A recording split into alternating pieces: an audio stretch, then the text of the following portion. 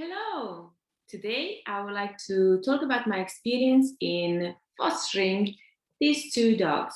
This is a girl, cute, and this is Pinko, and he's a boy. Well, his name was Pink, but I saw he also answers to Pinko. So being a boy, I said, let's put a O in that, Pink. So people will know that he's a boy because, when you're a dog owner, you go out a lot. In fact, if you're considering to take a dog, but you don't like to go for walks on a daily basis, don't take a dog because they enjoy going out. So this is Pink. So they enjoy going out. When you go out, you bump into other people who have dogs, and they know if their dog goes along with girls or boys. So sometimes they will ask you. So if they hear that it's a male name, they will know that if the dog doesn't get along with boys, then they will avoid you. And that's fine like this. It happens.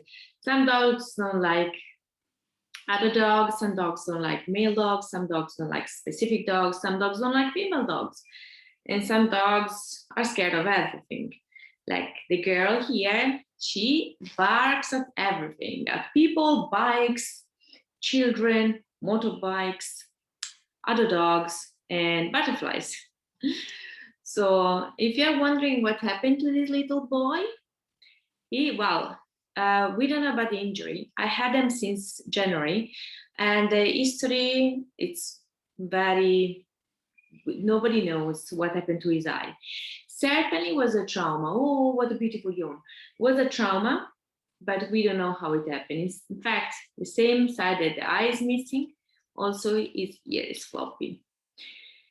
And so who knows for how long he had this eye. It wasn't missing, it was inside, but because of a trauma, it shrinked and it kind of died. And it was very stinky. It smelled badly of bacteria and stuff. And so he had a surgery 3 weeks ago where they removed it. And now he wants to go. Anyway, so this is my experience. And I have had them since January, as I was saying. He's 9 years old and she's 5/6. Now, it's been beautiful. And I already had dogs in my life in the past. So that's been very useful because when dogs are rescued, like these two dogs comes from a house. Their owner died because of COVID just at Christmas. And then they went to another house, but the husband of this person didn't like them. So he was shouting at them and then allegedly hitting them. So, which I believe, because the girl was also so scared to eat. And she was scared of people and stuff. So I wouldn't be surprised if she's been abused. Anyway, so the things you need to consider if you're thinking to foster a dog, that is a beautiful experience. It's truly amazing. They give you so much love. This one has opened up so much. They come from the same house, by the way. This one has opened so much. Let me put the camera a bit down so you can see her better. This is a girl. And they've grown so much. And she has opened up so much. It's incredible the progress she has made. Still, she barks a lot, she pulls. So someone like her needs to go to a house where the people are used to dogs. Definitely, they have dog experience. And they are willing to learn how to train her. And they need to hire a professional because she needs a professional training. I know about dogs and I'm passionate about reading and stuff, and I'm struggling to train her. So at some point, if I keep her, I need to hire a trainer. Instead, he's so lovely dog. He's the loveliest dog ever.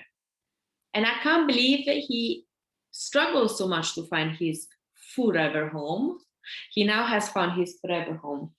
But it took him so long because of his disability, as he's missing an eye and the other eye, he has cataract. So he doesn't see very well, especially when it's dark. He doesn't see well. He doesn't see obstacles and he bumps into things. So It's quite sad. So you need to be very careful when you have a dog that doesn't see much when you take them out, so they don't hurt themselves. And it's unbelievable how he took so long to find his forever home because of his disability, while this girl got so many applications. However, it's also incredible how, as nobody knows how many breeds she has inside her, and most people seem to like more breeds. Now, my favorite breed is rescue. And so I don't care about the breeds. I'm more concerned about the personality. And so they also had a Jack Russell who was looking for a house, and that Jack Russell got over 700 applications. She got like 5 in these months. Those 700 plus application happened to arrive in less than a month. So guys, breeds can give you a more or less of kind of dog, but don't take a dog because of the breed so you can show it off. It's not a bag. Dog is a dog. It has its own personality, its own shortcomings. And also it's very important to look for a dog that is with the right personality that fits your lifestyle. Like this little one, I really love him, and he's so cute. He's so cuddlish, and he's so easygoing. He knows how to walk on a leash. It's a pleasure to take him out, and he barks very little. He has a beautiful personality, super sweet, but he's not the right dog for me. So it was very difficult for me to let him go, but he has found the perfect home. It's a couple, a retired couple, so they have plenty of time, and they have a very peaceful neighborhood. They are very peaceful people. They talk softly, and they have a lot of routines, while I don't. So he loves routines, especially because being elderly and with a disability, they love routines. Like he gets stressed if I take him to new places because it's everything new. He doesn't see well, so he needs to understand what's where. So he's not a dog that if I go to my friend's place for dinner and dogs are welcome, that I can take him, because it will be stressful for him to take him to a new place, plus with noises, with people he can't see, and maybe other dogs. So unfortunately, I had to be practical and do what's best for him. And that's why I'm letting him go to this beautiful house. And they're lovely. They also rescue cats. And he's the most cat dog that I ever met. And I've met many, many dogs. Like if you ask him what's his spirit animal, I'm sure it's a cat. Like I also had cats for most of my life. He's so similar. So this couple picked the perfect dog for themselves.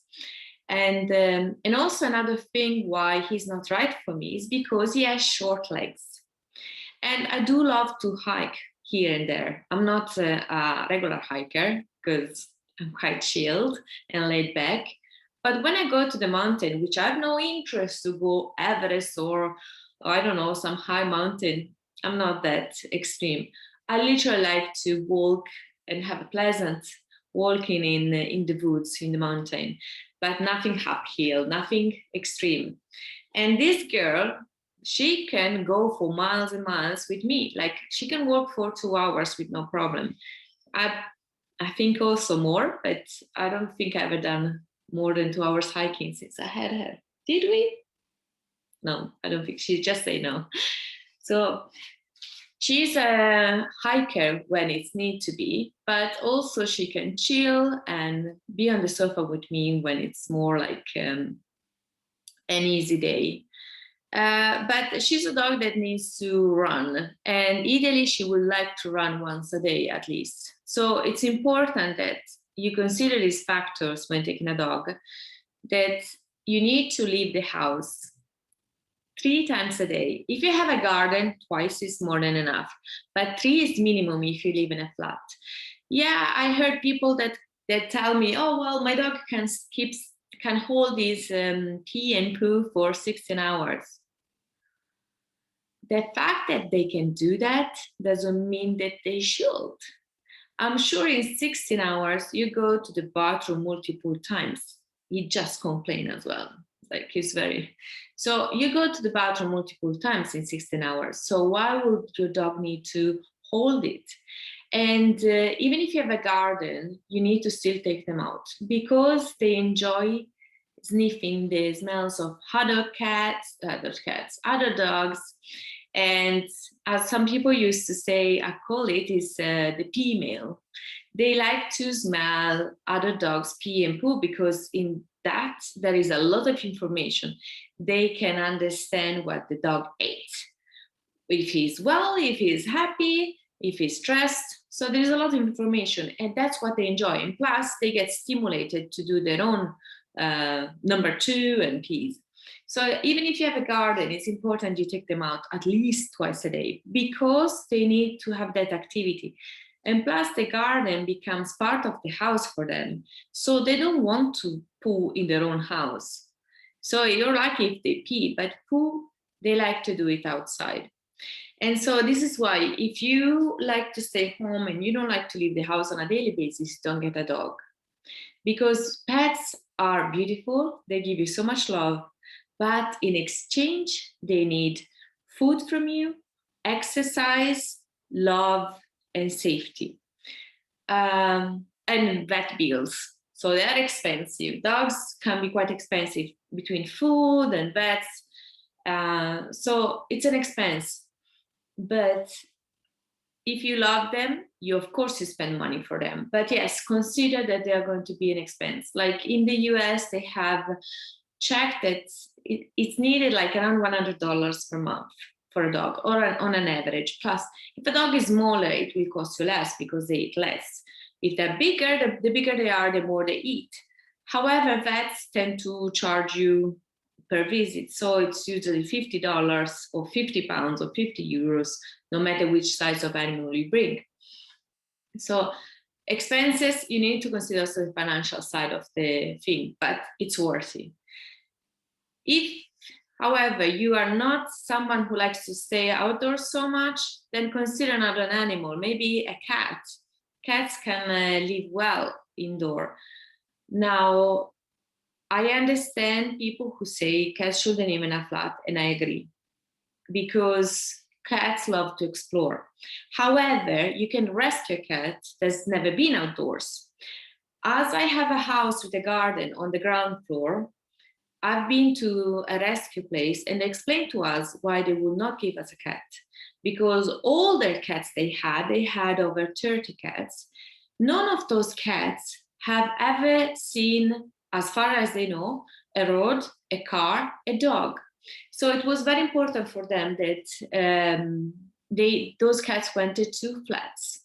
It's a city, so there are plenty of opportunities for them to find a forever home. But still, I understand what they were saying. I can't guarantee that the cat will never leave from the window. And as I live not far from the road, I understand their point.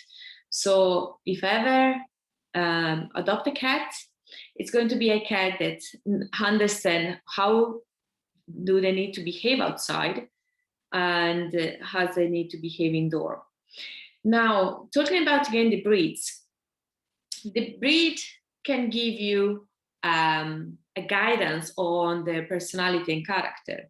Like a sheepdog will like to spend most of their days outdoors. They're usually very, very smart dogs. So if you adopt one of them, you need to stimulate them mentally and give them plenty of exercise. Other dogs, like the little guy, is more of a lap dog. So if you take him for short walks, and as long as he goes multiple times for short walks, like literally they can be half an hour each walk, he's so happy. He doesn't need to run because he's a quite senior dog, and he's more of a lap dog. He likes to be literally next to you. Right now, he's touching me with his paws. And so check more about the personality more than the breed. Because even amongst the breeds, the same breed, there are going to be dogs of different personalities. So check one that is right for your lifestyle. If you do outdoor sports, either take a dog that can stay hours by himself and is fine, or somebody who can join the activity with you. If you travel a lot, then maybe don't get a dog if you live by yourself, because it's a bit stressful for dogs to always go to somebody else. But then I know also Pilot was a dog, but the dog she always goes to the same people. So this guy takes care, does a day boarding, or also holiday boarding for the dogs. So she's either with him, or she has been with me, or she's in this place. So it's always one of these three. So she's regular. She knows that she is either there or with me or with her dad. His dad, no, it's a girl, her dad. So check the personality. I don't care about breeds, honestly. I really don't understand all these importance. I have this dog that is this breed. I really don't get it. I see dogs as amazing. And honestly, I find very cute that you can't understand which breed she is. And people are like guessing. And like, I think she has a bit of that, a bit of that. And what I can tell you, she's lovely, lovely dog. She's amazing. She's very smart. And she has these awesome, big, huge puppy eyes. And she has this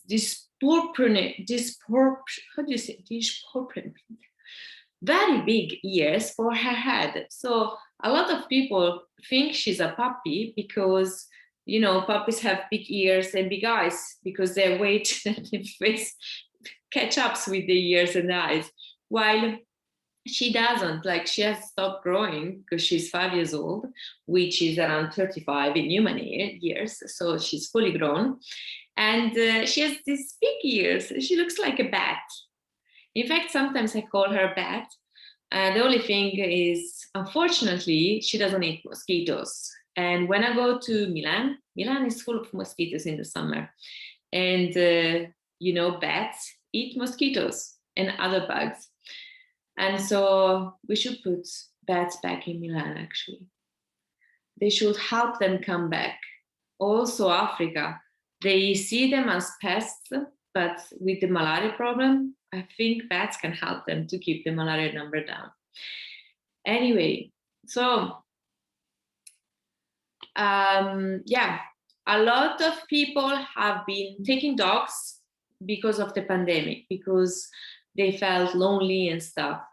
And unfortunately, a lot of people have changed their mind while they had a dog and have taken them back to rescue places, to dog shelters. And it's rather better than you take them to a dog shelter rather than you abandon them. And also, if you don't know what's the criteria to find a good owner, then take them to the dog shelter, because you might think that the person who is willing to take your dog will give them the best, but if you don't know them from long time, you don't know.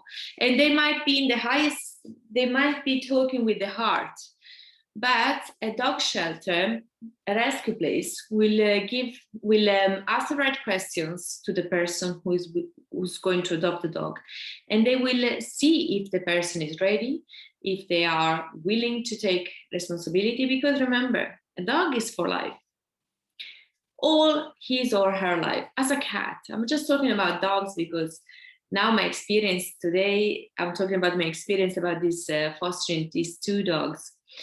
But the point is, if you take the responsibility, it's for life.